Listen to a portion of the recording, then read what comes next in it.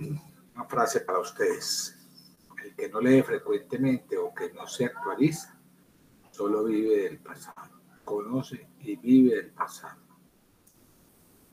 Las principales proteínas de la regulación son estas. El inhibidor de la vía del factor tisular, que ya vimos, el TFPI, inhibidores de los cofactores activados como la proteína C y S, y un grupo de antiproteasas, que son inhibidores de la coagulación, con la antitrombina 3, el cofactor 2 de la heparina, glucosaminoglicanos como heparansulfato y dermatansulfato, anexina 5, la beta 2 glicoproteína 1 y el grupo de las antiplasminas como son la alfa-1 antitripsina, alfa-2 antiplasmina y la alfa-2 macroglobulina. Ya habíamos visto algo de estos inhibidores en el modelo celular. Este inhibidor de la vía del factor tisular que inhibe la fase de iniciación de la coagulación. La proteína se activa con su cofactor, la anexina, que interviene en la fase de amplificación, la antitrombina, que también lo habíamos nombrado, pero aquí agregamos el heparán, dermatansulfato, el cofactor 2 de la heparina, y esta glicoproteína, beta 2 glicoproteína 1, que inhibe la fase de propagación. Eso en el modelo de la coagulación, ¿sí? Entonces el primero ya lo vimos, vamos a repasar un poquitico, que es el inhibidor de la vía del factor tisular, que vimos que era serinproteasa, que se sintetiza en el endotelio, ¿sí? Y que tiene dos acciones importantes. Inactiva el factor 10 y neutraliza la atenasa extrínseca. ¿Cómo lo hace? Pues ya decíamos que este inhibidor lo que hace es unirse al factor 10, inactivarlo, y una vez forma este complejo, ¿sí? Se une al complejo de la atenasa intrínseca y lo inactiva. Así es sencillo. O sea que tenemos el inhibidor, se une al factor 10, forma este complejo, lo inactiva, y una vez inactivado, entonces se une a la atenasa extrínseca y lo inactiva. Esta gráfica ya le es familiar porque fue la que nombramos al principio. Este es el inhibidor que se une al factor 10, forma un complejo, lo inactiva, y este complejo, entonces a su vez, va a neutralizar la atenasa extrínseca. ¿Quedó claro?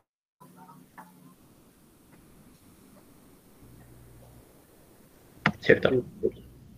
Bueno, entonces vemos que la generación del factor 10 en la fase de amplificación se apaga cuando este inhibidor de FPI reacciona con este factor y de esa manera va a inactivar todo el complejo del factor 7, es decir, en esta fase. Aquí es donde juega un papel importante este inhibidor, ¿sí? Aquí el factor 10 se apagó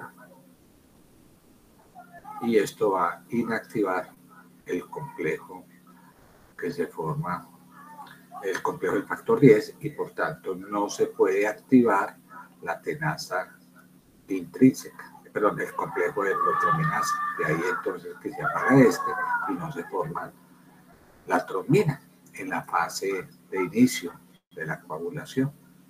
Es lo mismo acá si miramos la vía clásica, vía intrínseca, vía extrínseca, vía común. Aquí tenemos el inhibidor, ¿sí?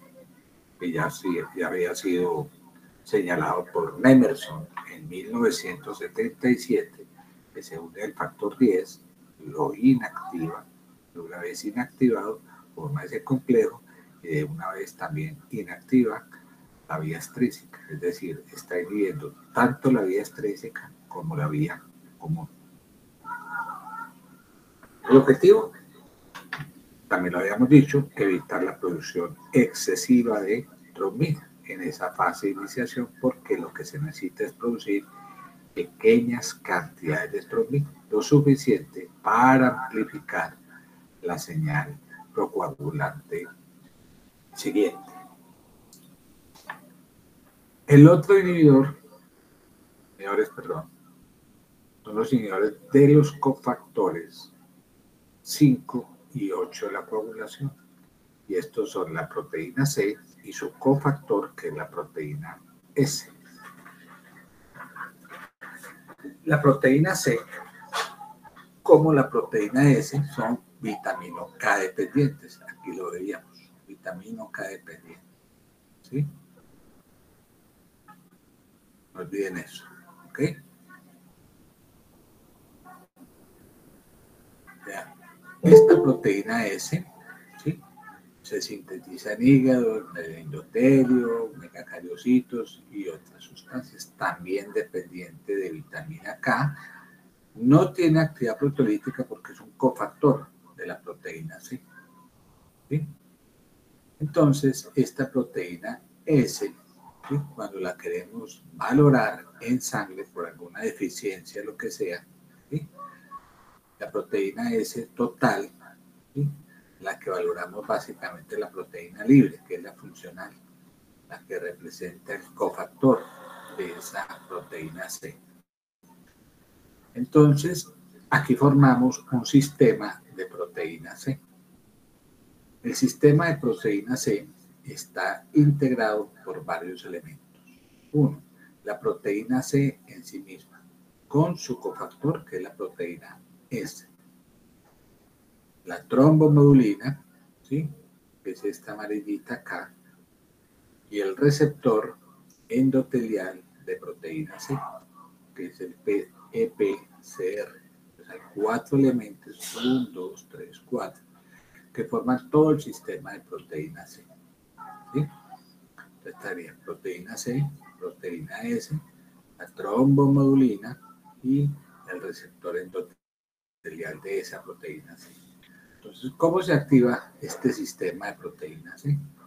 Lo primero que se hace es que la trombina, como habíamos dicho en la mañana, se une a esta trombomedulina, que es una glicoproteína de la superficie de la membrana endotelial. Ya se unió. Esta unión va a tener varios efectos, ¿sí? Uno de esos a los que yo me voy a referir es que una vez se une la trombina a la trombomedulina, no puede degradar más fibrinógeno. Ya empieza a cambiar su función. Esta trombina va a tener una función anticoagulante. ¿Sí? ¿Por qué?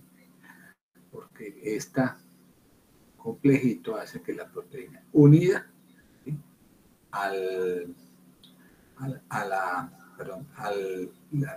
esta proteína C que está aquí se va a ligar a su receptor, ¿sí?, a su receptor. Entonces aquí tenemos la trombomedulina unido a la proteína C se va a unir a su receptor, y entonces es lo que va a hacer es que este complejito que hay acá, ¿sí?, va a activar a la proteína C como está aquí, ¿sí?, quedó la proteína C activa. Y entonces, eso quiere decir que el complejo de trombomedulina junto con la trombina son los que activan a la proteína C. ¿Sí? Esta proteína C activa se une a una proteína S, que es el cofactor de ella, y forma este complejo, proteína C con la proteína S, ¿sí?, y este va a hacer varias funciones. Todo ese complejo lo que va a hacer es, uno, muy importante, es inactivar el factor 5 de la coagulación, y por otro lado también inactiva el factor 8 de la coagulación. Una de las funciones más importantes. Como lo inactiva, entonces va a impedir que se forme el complejo de tenaza intrínseca y el complejo de protrombinasa. ¿Sí? También, de esta forma también, puede ayudar, ¿sí?, a limitar la extensión del trombo, ¿sí? En ese sentido, este sistema de proteína C es un regulador muy importante. De hecho, es el principal regulador del proceso de la coagulación. Aquí tenemos cómo se activa la proteína C. ¿Sí? ¿Cómo se activó? Lo primero que hizo fue que la trombina se uniera a la trombomoblina. Y una vez se forma este complejo de trombina, trombomoblina, la proteína C se une a este complejito, se activa, y una vez activada esta proteína C, ¿qué es lo que hace? ¿Sí? Esta proteína C activa, ¿qué es lo que hace? Va a inactivar el factor 5 y el factor 8 de la coagulación. ¿Ok? Ese es el efecto anticoagulante. También este sistema de proteína C, ¿qué es lo que hace? Pues va a incrementar, ¿sí? Una vez se forma esto también, entonces va a incrementar la actividad de esta sustancia que es el TPA, que es el activador de plasminógeno tisular. ¿Y para qué es importante este activador de plasminógeno tisular? Porque es el que convierte el plasminógeno en plasmina, ¿sí? En plasmina. ¿Ok? O sea que se activa el sistema fibrinolítico. Ya no solamente este sistema va a participar con un efecto anticoagulante, sino que se suma otro efecto fibrinolítico. Fuera de eso, reduce la actividad del PAI, ¿sí? El PAI es este que está aquí, que está frenando, es el inhibidor, ¿sí? El inhibidor del activador de plasminógeno. Entonces, bloquea esta inhibición, por tanto, el TPA aumenta su concentración y de esta manera mejora ese efecto profibrinolítico. Bueno, resumamos, ¿sí? Esta es la vía intrínseca, complejo de protrombinasa que ustedes ya conocen, que activó la protrombina en trombina. ¿Y qué es lo que hace la trombina? Convertir el fibrinógeno en fibrina. Fuera de eso, acuérdense que una de las acciones de la trombina, es activar este inhibidor, ¿sí?, de la fibrinólisis activado por trombina, el TAF. Aparece entonces este complejo. La trombina se une a la trombomoblina. Este complejo trombomoblina es el que realmente está activando este TAF, ¿sí?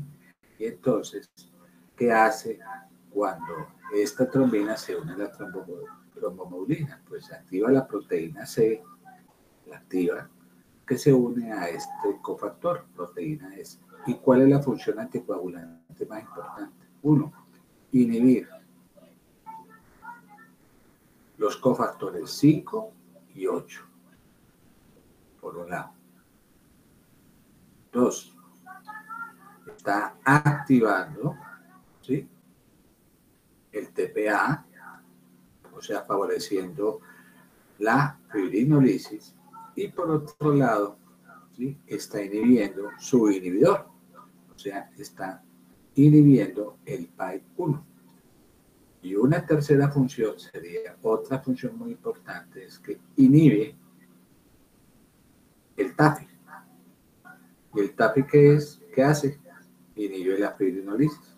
Por tanto, al inhibir el TAFI, está favoreciendo junto con esto la fibrinólisis. De ahí entonces que este sistema de proteínas C, todo tiene un efecto anticoagulante profibrinolítico. ¿Quedó claro?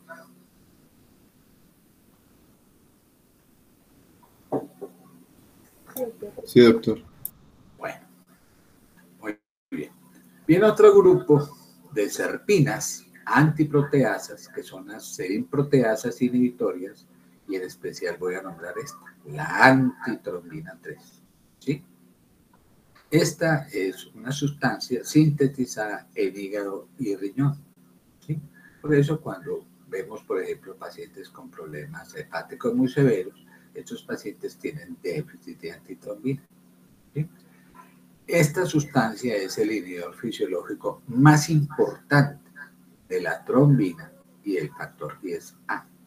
Entonces aquí tenemos esta medio circulito, media luna aquí, le llamamos antitrombina, que inhibe tanto la trombina como el factor 10.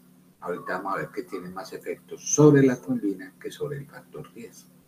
Entonces, si inhibe el factor 10, ¿sí?, que está inhibiendo todas las acciones del factor 2 activos en la trombina, si inhibe la trombina, entonces está inhibiendo, por ejemplo, la activación del factor 5 y 8, la activación del factor 11, la activación del factor 13 y todo lo que ustedes quieran. Es decir, este es el mecanismo más importante, junto con la inactivación del factor 10. En menor medida puede inactivar directamente el factor 12, 11 y el factor 9. Entonces, si miramos acá, esta es la vía de la coagulación clásica y miremos a ver dónde está actuando la antitrombina. Entonces, especialmente dónde está inhibiendo ¿quién?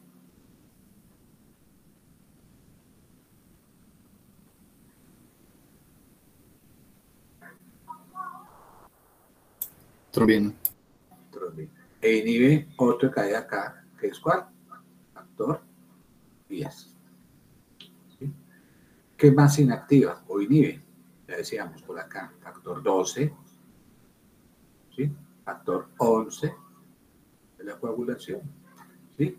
¿Y qué más? El factor 9.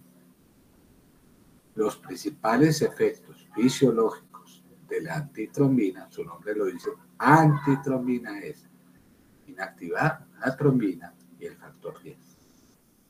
O sea que, si miro en esta gráfica, el factor 10 es inhibido, este factor 10, ya lo habíamos comentado, es inhibido hacia atrás por el inhibidor de la vía del factor tisular, por la antitrombina 3 que acabo de nombrar y por una plasmina que es la alfa-2 antiplasmina.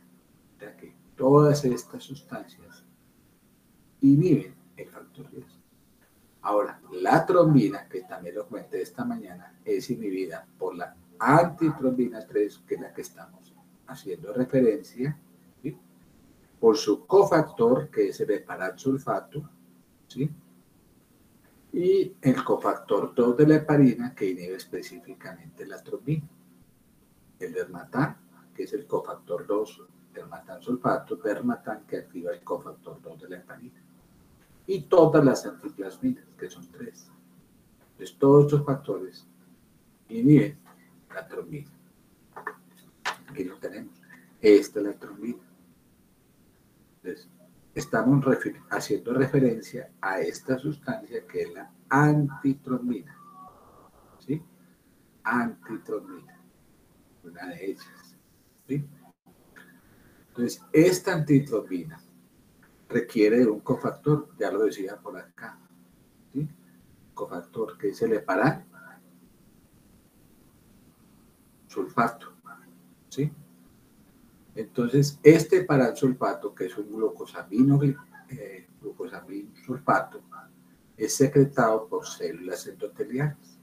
Entonces, cuando este heparansulfato, ¿sí?, se une a la antitrombina, forman un complejo muy importante. Antitrombina, ¿sí?, se une al heparansulfato, aquí unidito a él, y de esta manera va a potencializar, este complejo va a potencializar la inactividad del factor 10 y de la trombina. Aquí formamos el complejo. Esto que hay acá, aquí amarillito y con bolitas acá, que es una secuencia de pentasacáridos, lo llamamos heparina. Aquí la heparina se va a unir a una antitrombina, ¿sí? Entonces la antitrombina es un cofactor de la heparina. Y recuerden que el cofactor de la antitrombina 3 es ¿quién? Heparansulfato. Heparansulfato. Y forman todo un complejo para inactivar la trombina. ¿Sí? Listo. Entonces aquí tenemos. Esta es la heparina que se une a la antitrombina y a su cofactor. ¿Cuál es el cofactor?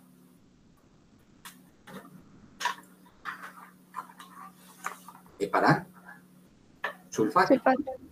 Y entonces, cuando forma todo este complejo con la antitrombina, el principal efecto lo hace sobre la trombina. Inactiva la trombina. ¿Verdad? Aquí lo ponemos más gruesito para que no lo olviden. Pero también puede inactivar el factor ¿qué? 10 de la coagulación. Esos son los dos principales efectos. Y en menor medida puede inactivar el factor ¿qué? Lo había dicho, 11, ¿sí o no? Por acá en la gráfica.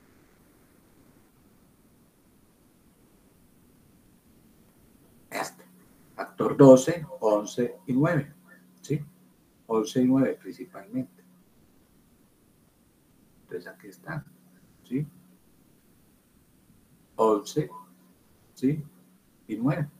Lo inactiva, aquí están, inactivándolo en menor medida. ¿Listo? Entonces, este complejo de antitrombina unido a su cofactor, ¿sí? Que es la heparansulfato, tiene mayor sensibilidad sobre este que está subrayado. ¿Es quién? La trombina. En menor medida sobre el factor 10 y mucho menos factor 12, 11 y 9. O sea que la trombina es, ¿sí? Más sensible a la inhibición del complejo de heparina, heparansulfato, antitrombina que el factor 10. ¿Sí? Entonces, ¿esto amarillito qué es?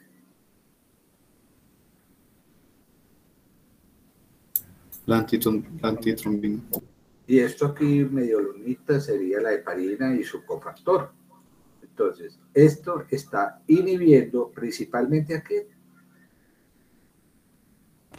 Trombina. Trombina. Pero también puede inhibir ¿qué? El factor 10. Entonces, cuando estemos por allá en farmacología y veamos la heparina, que es un anticoagulante, la heparina requiere antitrombina 3. Entonces, a la heparina se le llama un anticoagulante antitrombínico. Antitrombínico. Y es indirecto porque requiere de la antitrombina para ejercer su acción. Y ahí el nombre que recibirán más adelante.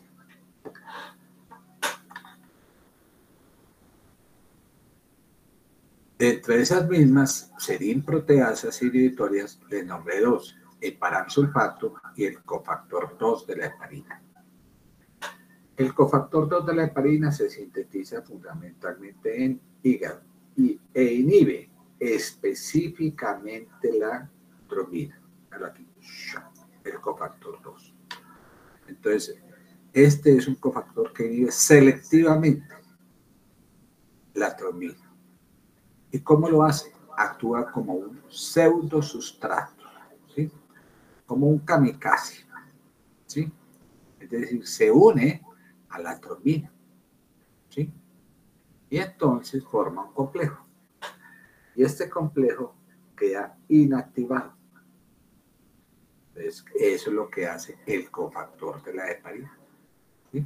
Factor 2 de la heparina. Formar un complejo y lo inactiva directamente. Ahora, esa interacción entre cofactor 2 de la heparina y trombina se acelera en presencia de heparina. ¿Sí?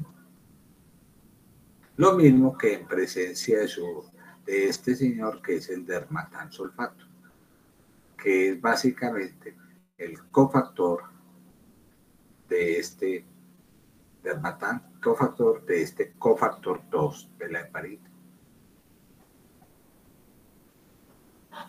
Entonces aquí ya tengo la trombina de nuevo. Aquí está la trombina. Entonces, ¿por qué está inactivada la trombina? Uno, acabamos de nombrar un elemento, ¿que era cuál? La antitrombina 3. ¿Sí o no? Por Su cofactor, que es el heparansulfato, en presencia o no de heparina. Otro que inactiva directamente la trombina, el cofactor 2 de la heparina. La inhibe específicamente, que es la que estoy nombrando. Y su cofactor, que es el dermatansulfato. Y tengo. En toda esta señal, por alguna razón, se formó trombina. Entonces aquí está el cofactor, ¿sí?, que lo inactivó. Y este cofactor utiliza, por ejemplo, el dermatansulfato o la heparina, que potencializa el efecto que hace esta cofactor 2 de la heparina.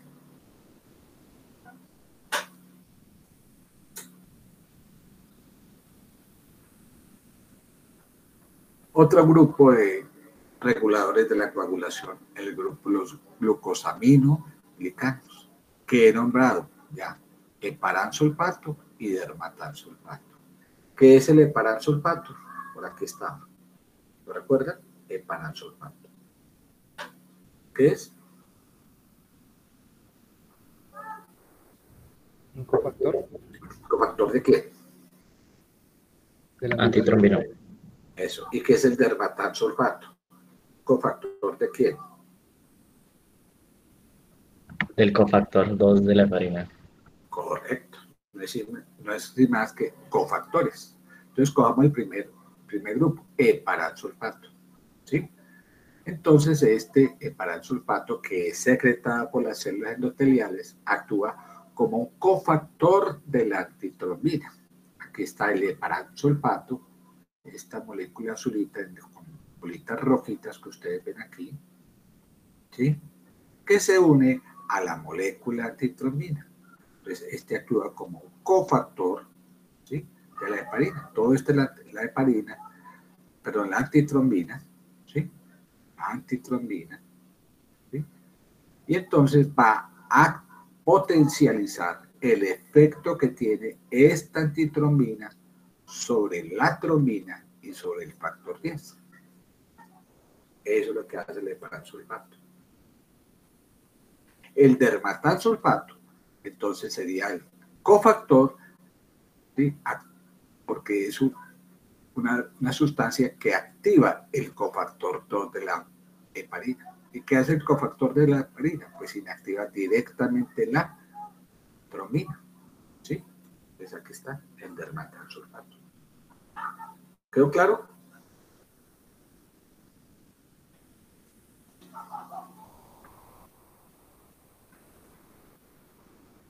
Sí, doctor.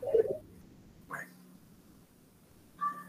Hay otro grupo de proteasas inhibitorias que son la anexina y la beta-2 glicoproteína 1.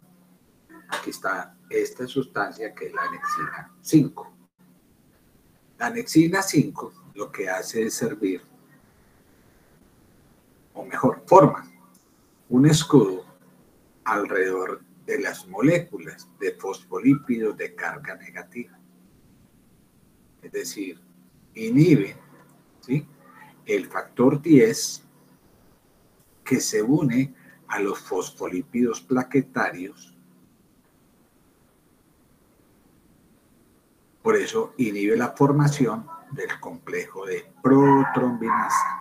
Eso es lo que hace la anexina. ¿Me hice entender? Esta anexina fija fosfolípidos plaquetarios. Y entonces, al fijar fosfolípidos plaquetarios, va a evitar que se forme el complejo de protrombinasa. O sea, inhibe la actividad de protrombinasa.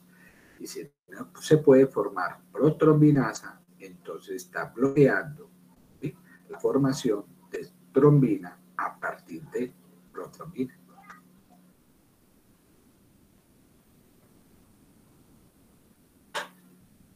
¿Captaron la idea? Doctor, entonces lo que va a hacer la anexina es que va a disminuir los fosfolípidos que hacen parte del complejo y por rebote el 10. Digamos, acuérdense que para que se formen todos estos complejos, cualquiera de ellos, se necesita de una superficie celular, que es nada más y no menos la superficie de la plaqueta, ¿sí?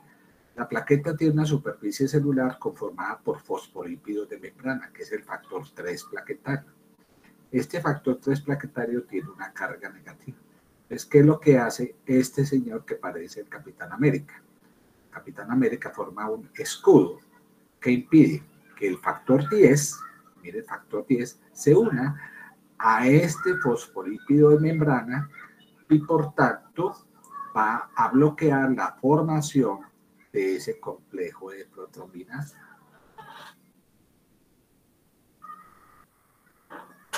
Si inhibe la formación del complejo de protrombinasa, inhibe la activación de la protrombina para convertirse en trombina. Eso es lo que hace la anexina 5. ¿Sí? ¿Se captaron la idea? Sí, doctor. Ahora, más complicado está la medicina hoy en día con estos conocimientos, que incluso hay anticuerpos antianexina 5. Piense usted un anticuerpo que reacciona contra esta antianexina, un señor que ataca al Capitán América. Entonces, si esto no se puede bloquear, ¿sí? Esta antianexina no funciona, se forman complejos de protrombina y se forma trombina.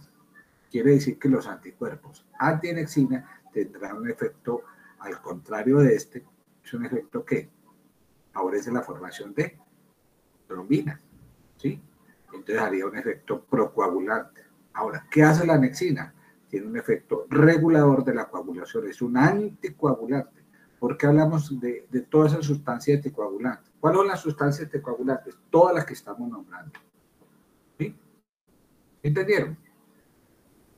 Bueno, ya vamos a ver.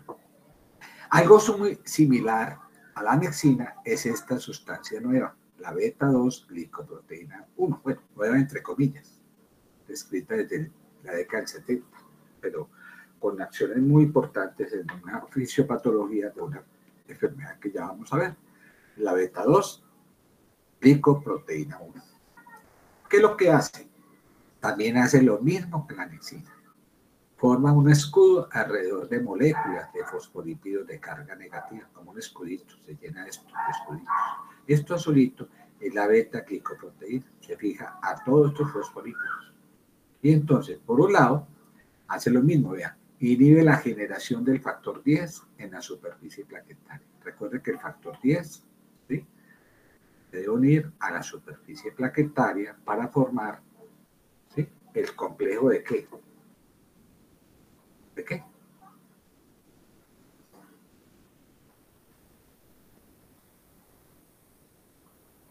Protrombinasa. ¿Sí? Lo mismo que hizo la anexina 1. Pero además de eso, esta glicoproteína inhibe la activación por contacto de la vía intrínseca de la coagulación. Entonces, si miramos acá, estaría la beta-glicoproteína, beta-2-glicoproteína que está, miren lo que está haciendo, inhibiendo la formación de ¿qué? De trombina. De trombina. ¿Por qué lo hace? ¿Sí? ¿Por qué lo hace? Porque también hace que se bloquee la formación de este complejo multimolecular que es el complejo de protrombinasa. Además, recuerde que inhibe la vía de contacto de la vía intrínseca, que es esta que estaría por acá. ¿Sí? Si cojo esta cascada de la coagulación, esto es lo que está haciendo la beta-2-glicoproteína 1. Vean acá. ¿Sí? Se unen estos fosfolípidos de membrana, bloqueando, fosfolípidos de membrana plaquetaria, bloqueando la formación de ¿quién? ¿Del complejo de qué? Protrombinasa. Y de esta manera inhibe la formación de trombina. Por un lado. Sumado a eso, también bloquea, ¿sí?, la vía intrínseca de la coagulación. ¿Cómo? Porque interfiere, como ya había dicho, acá, inhibiendo la activación por contacto de la vía intrínseca de la coagulación. Estos son los factores contacto que ya había comentado yo. ¿sí? Un efecto adicional de la beta-2 glicoproteína es que bloquea, aquí, inhibe la agregación plaquetaria mediada por ADP, ¿sí? Ya que tiene un efecto, bloquea, ¿sí?, la agregación plaquetaria inducida o la activación plaquetaria inducida por ADP. Entonces ahora piensen en lo que voy a hablar más adelante. ¿Qué pasaría si existieran unos anticuerpos anti-beta-2 glicoproteína 1? ¿Qué pasaría con la trombina?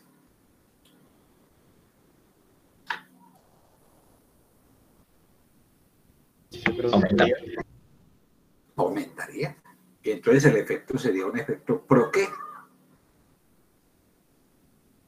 Coagulante. En otras palabras, la beta-2 glicoproteína 1, igual que la anexina, igual que la antitrombina 3 y todos esos cofactores que nombraron, incluyendo el TFI, tiene un efecto anticoagulante. Eso es lo que estoy hablando. Entonces aquí estaría lo que haría básicamente la glicoproteína, la beta-2 glicoproteína 1. Véalo aquí. 1 y 2. Está bloqueando la formación de ¿qué? La unión del factor 10 ¿sobre qué? Sobre la superficie plaquetaria. Por tanto, estaría reduciendo ¿qué? La formación del complejo ¿qué?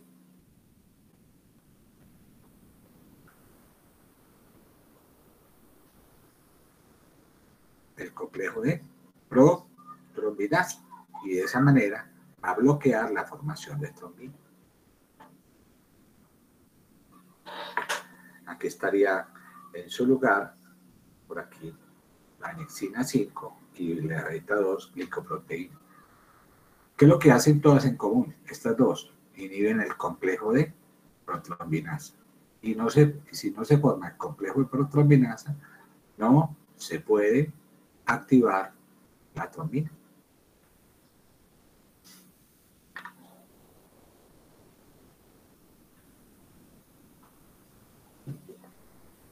Bien.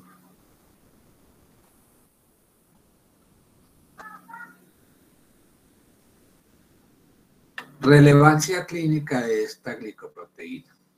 ¿Sí? Esta beta-2 glicoproteína, como la anexina, son autoantígenos,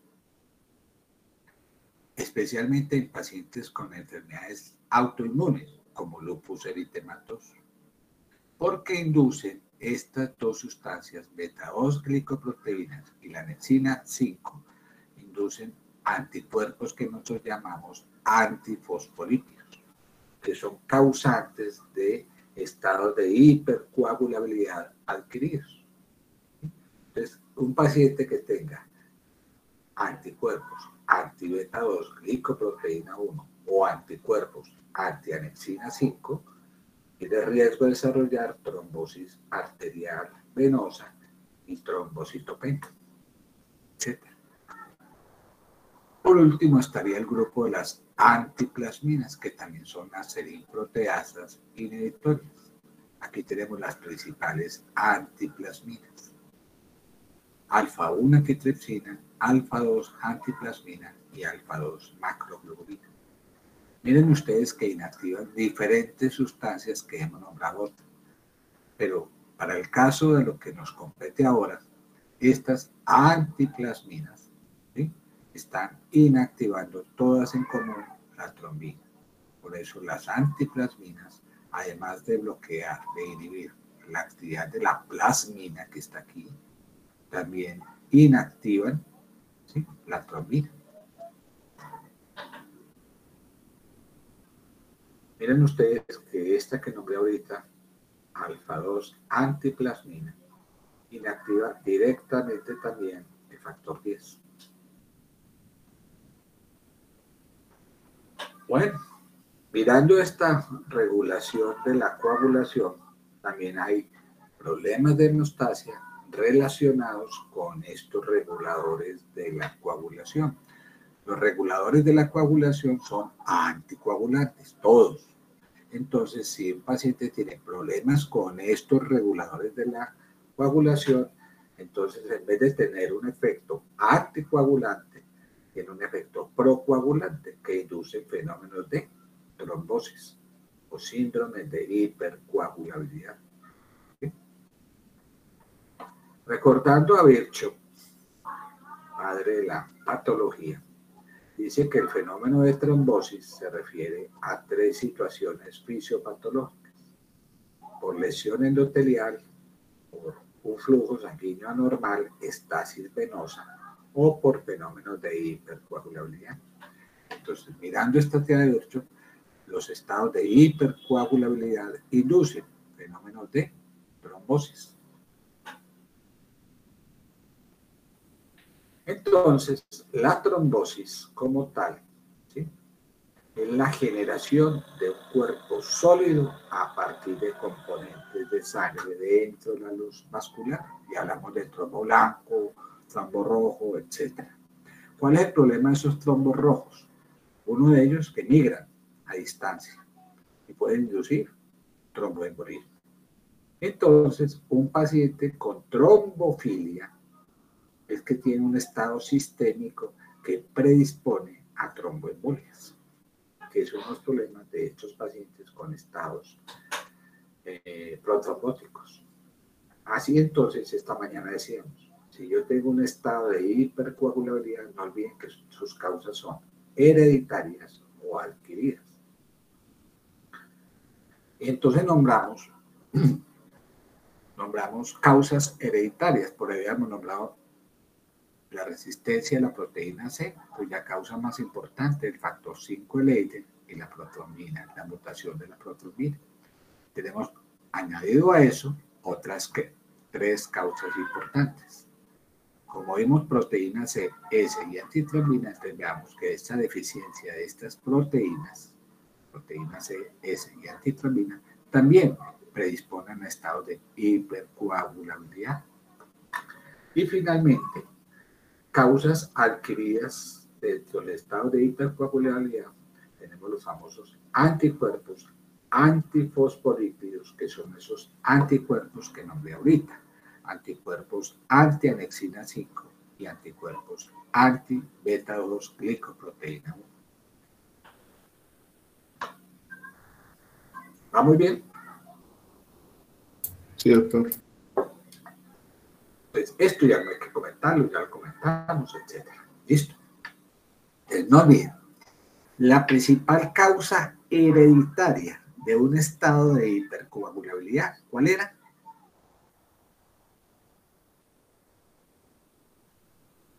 Resistencia a la proteína C. Claro. Las otras causas serían déficit de proteína C, déficit de proteína S y el déficit de antitrombina 3. Miren, ocupan menos prevalencia. ¿Sí? Listo. Son menos prevalentes, pero cuando se generan, puede generar muchos problemas, ¿sí?, de trombosis. ¿Ok? Entonces tenemos 3 causas, además del factor 5 de Leiden y de la mutación del gen, otras causas. Entonces la primera sería el déficit de la proteína C. Este déficit de proteína C, ¿dónde se sintetiza la proteína C?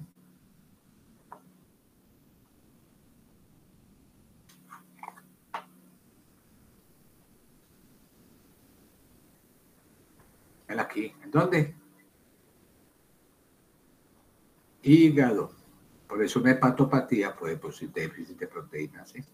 Entonces, puede ser congénita o adquirida. Congénita, ¿sí?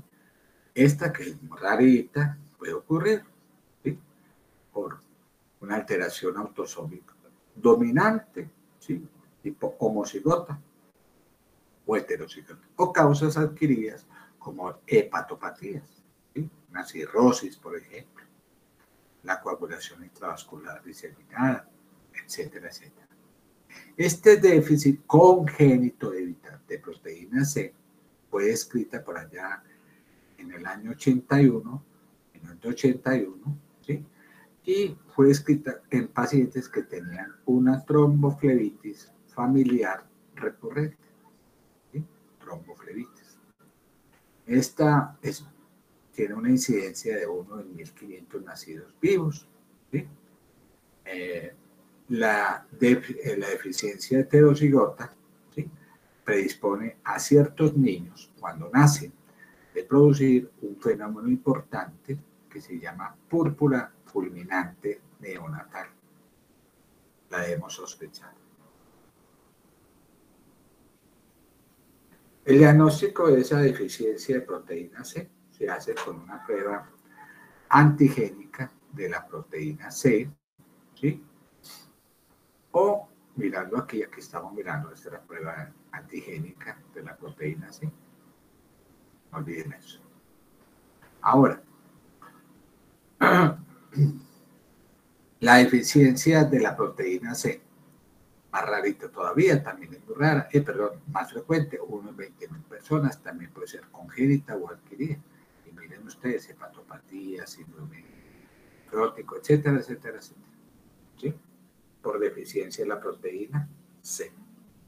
¿Sí? ¿Está bien?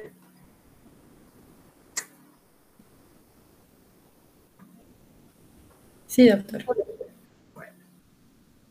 La otra es la deficiencia de antitrombina, ¿sí?, que también no es muy frecuente, pero siempre hay que buscarla. Y también tiene las mismas causas, congénita y adquirida, ¿sí? Entonces, cuando uno tiene o sospecha que hay un déficit de antitrombina, ¿sí?, uno puede estudiar esta antitrombina, ¿sí?, analizando los niveles de sangre de la antitrombina, ¿sí? Entonces, puede uno mirar de acuerdo a los niveles de referencia, determinar que los niveles de sangre están disminuidos. Recuerden, causas congénitas o adquiridas.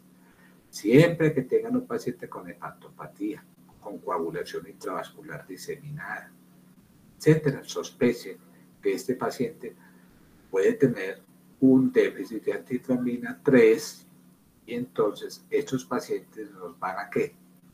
Tendrán si tiene una antitrombina 3. ¿Qué es la antitrombina 3? ¿Un qué?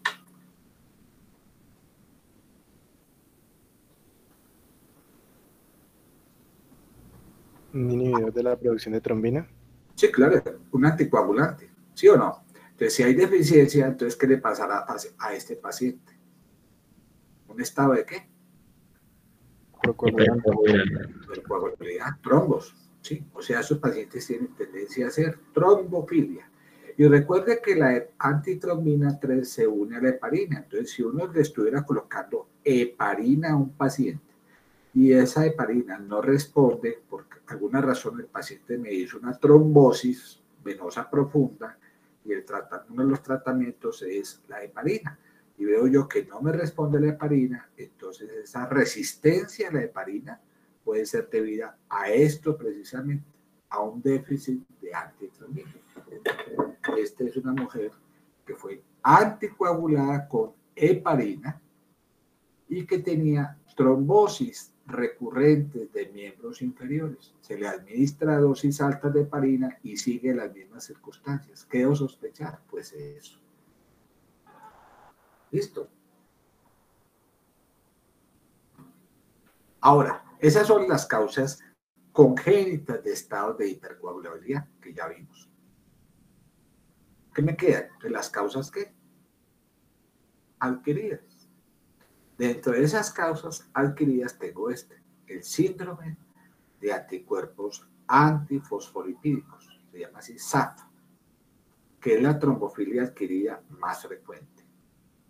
Sin olvidar que puede haber otras causas predisponentes de estados de hipercoagulabilidad, cánceres, inmovilización, cirugía, sobre todo cirugía de miembros inferiores, ¿sí?, embarazo, el uso de estrógenos, etc. Entonces, ¿qué es ese título que tenemos aquí tan raro? Anticuerpos antifosfolípicos. Ya habíamos comentado que existían unos inhibidores adquiridos de los factores de coagulación, que inhiben específicamente algún factor de la coagulación, como el factor 8.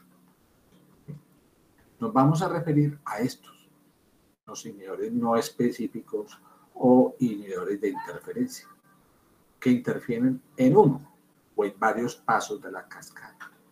Estos inhibidores no específicos son inmunoglobulinas, o sea, anticuerpos, que van a interferir en el proceso de la coagulación. Y uno de esos llamados anticuerpos son los anticuerpos antifosfolipídicos. Entonces, ¿qué son esos anticuerpos antifosfolipídicos? ¿Qué son? Pues una familia de anticuerpos auto o aloanticuerpos que se dirigen a proteínas con afinidad por la superficie iónica de fosfolípidos. Este es un fosfolípido, acá hay otro fosfolípido, tiene carga negativa, y acá hay una proteína específica que se fijó a este fosfolípido. Esta proteína puede ser, por ejemplo, la beta-2 glicoproteína, que se fijó aquí, o la anexina 5, que también sé, o la proteína COS, cualquiera de ellos. Y aquí estaría el anticuerpo dirigido contra esta proteína que tiene alta afinidad sobre fosfolípidos de membrana. ¿Sí? Entonces, ¿cuáles son esos anticuerpos antifosfolipídicos? Varios. ¿Sí? Dentro de eso resalto este, que es un anticuerpo de tipo anticardiolipina, que es este, el anticuerpo anticardiolipina tipo beta-2 glicoproteína, o sea, un anticuerpo que se dirige contra esta beta-2 glicoproteína. Hay otro tipo de anticuerpo que es el anticoagulante lúpico. ¿Sí? El anticoagulante lúpico es un conjunto de anticuerpos, ¿sí?, que bloquean también fosfolípidos de membrana y que se asocian con prolongación de los tiempos de coagulación, especialmente con el tiempo parcial de tromboplastina. Acuérdense que yo cuando les hablé del inhibidor lúpico lo diferencio de este anticoagulante lúpico. Un inhibidor lúpico estaría aquí metido en este, vean. Un inhibidor lúpico sería este. ¿Sí? Y anticuerpo, y este que sería el anticoagulante lúpico, que sería un inhibidor no específico. Entonces, ¿cuál es la principal diana antigénica de esos anticuerpos antifosfolipídicos? De estos. La F3P. Es la beta-2 glicoproteína. Esta es la que más se dirige, aunque puede haber otro tipo de anticuerpos, antiprotrombina, antiproteína C, antianexina, etc. ¿Sí? Y uno lo detecta. Entonces yo sospecho que el paciente tiene un síndrome antifosfolipídico por la presencia de esos anticuerpos ¿anti qué? Fosfolipídicos. Entonces, ¿cómo lo detecto? Mediante pruebas de inmunoensayos, ¿sí? ELISA, que me detecta la presencia de estos anticuerpos, ya sea este o este, que son los que más usamos, el anticoagulante lúpico. ¿Sí? Entonces, ¿en qué circunstancias aparecen estos anticuerpos antifosfolipídicos? En muchas circunstancias. Una de ellas, por ejemplo, en lupus eritematoso, en enfermedades de tipo autoinmune. Y me voy a referir a este que tiene importancia obstétrica, que es el síndrome antifosfolipídico. De los anticuerpos antifosfolipídicos pueden aparecer en el síndrome antifosfolipídico, en enfermedades autoinmunes como el lupus, en afecciones malignas, con el uso de algunos medicamentos como las fenotiacinas, o en ancianos. ¿Sí? Bien. Cuando eso aparece, dan una serie de manifestaciones clínicas. Ustedes ven aquí manifestaciones cutáneas, como esta que estaría aquí. ¿Sí? Una coloración roja, con un patrón reticular, oteada. ¿Sí? Es el llamado lívido reticulares. Fenómenos de vasculitis, de necrosis cutáneas, etc. atrofia blanca, todo lo que ustedes quieran, ¿sí? Entonces, manifestaciones dermatológicas, con predisposición a hacer fenómenos de trombosis arterial o venosa, ¿sí? Trombocitopenia, anemia hemolítica autoinmune. Y también dentro de ese cuadro estaría alteraciones obstétricas y fetales, que es el llamado síndrome antifosfolipídico. La importancia obstétrica, que es este. El síndrome antifosfolipídico, entonces, ¿qué es? O llamado síndrome de Hughes. Es un estado de hipercoagulabilidad adquirido de origen autoinmune, porque estamos hablando de anticuerpos antifosfolipídicos que se manifiesta, ¿sí?, en la mujer con la aparición de trombosis de repetición, abortos o pérdidas fecales recurrentes, más trombocitopenia, anemia hemolítica autoinmune y en presencia de suero de anticuerpos antifosfolipídicos. De hecho, es la trombofilia adquirida más frecuente en el ser humano. De todas las causas de trombofilias, la más frecuente es esta, el síndrome de anticuerpos antifosfolipídicos. Le sigue de causa, esto es de causa adquirida, ¿no? Le siguen las causas genéticas, y entre las causas genéticas, la resistencia a la proteína C. Y entre las resistencias a la proteína C, ¿cuál es la causa más común? Leiden. Factor 5D, Leiden. Entonces, la trombofilia adquirida más frecuente del mundo es esta. ¿Sí? Todas. Bueno, entonces nos estamos refiriendo a este síndrome antifosfolipídico que ocurre en una mujer obstetra. ¿Sí? En una mujer que tiene en su bebé, su bebecito adentro, gestante, ¿sí?, que tiene antecedentes previos o durante el embarazo de trombosis que pueden ser venosa o arterial y aparece en forma recurrente. Tiene como antecedente importante pérdidas fetales, óbito fetal, ¿sí? Esto en presencia de anticuerpos anticardiolipinas, como la beta-2-glicoproteína o anticoagulante lúpico, ¿sí?, o ambos. Entonces, esta paciente, ¿cómo lo sospecho que tiene esto? Es una paciente que está gestando. 2. ¿Tiene antecedentes de qué? O me está haciendo trombosis venosa o arterial. ¿Sí? Muy bien. 3. Me puede hacer una de las causantes de preeclampsia-eclampsia, que es una complicación en la mujer gestante. Si le tomo un cuadrito mático, entonces voy a encontrar que el recuento de plaquetas están bajitos, trombocitopenia. Además de eso, pueden hacer anemia hemolítica autoinmune. Entonces, y fuera de eso, el tiempo de tromboplastina parcial está prolongado. Como lo sospecho, entonces con todas esas características, es una paciente con un cuadro de trombofilia, con todas esas características.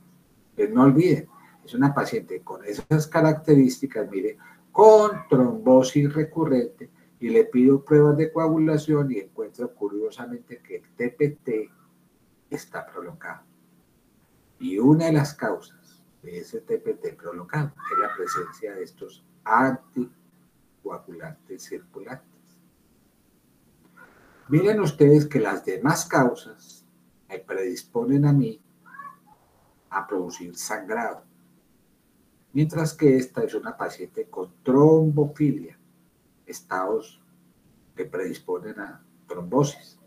Entonces, si tengo una paciente con un estado de trombofilia y tiene un TPT prolongado, debo sospechar esto.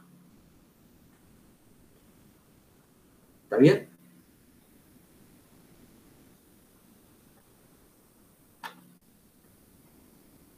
Sí, doctor.